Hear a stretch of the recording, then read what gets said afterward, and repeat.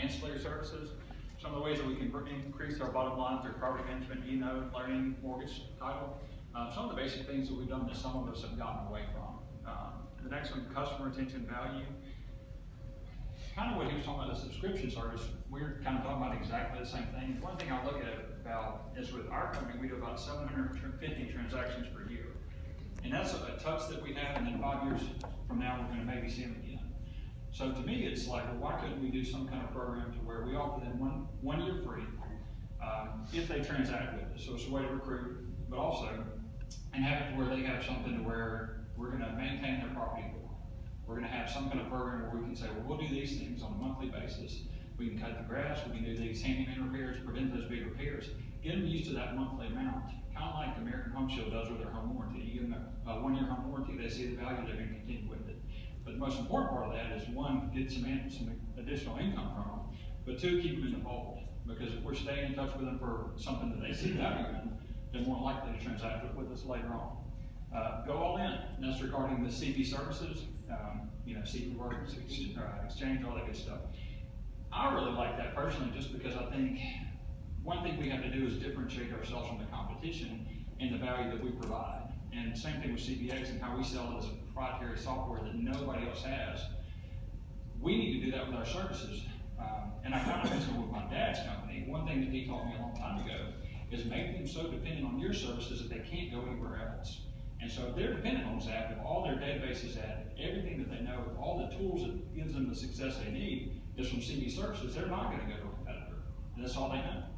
I love the mobile office, basically going where people are. So you're talking about having that. Do you want to expound on that any? Or? That's it. All right.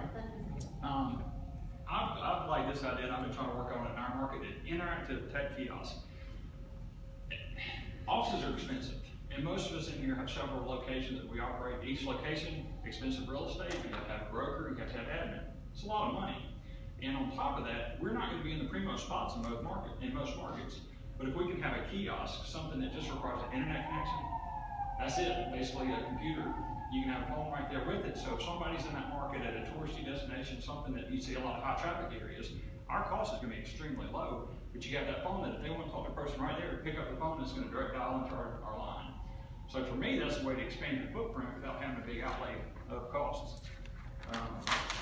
Additional things, virtual reality tours. I do think that's eventually where the market's going to go. Something where you have those headsets and you'll be able to tour homes with that. It's something that I think on the front end, you'll be able to do it in your office. We were talking about Matterport. That's a 3D tour that you can already do that. It's just integrating virtual reality technology. And then eventually, I think it's going to be so commonplace that people are going to be able to do it at their homes. Interconnected communities, try before you buy.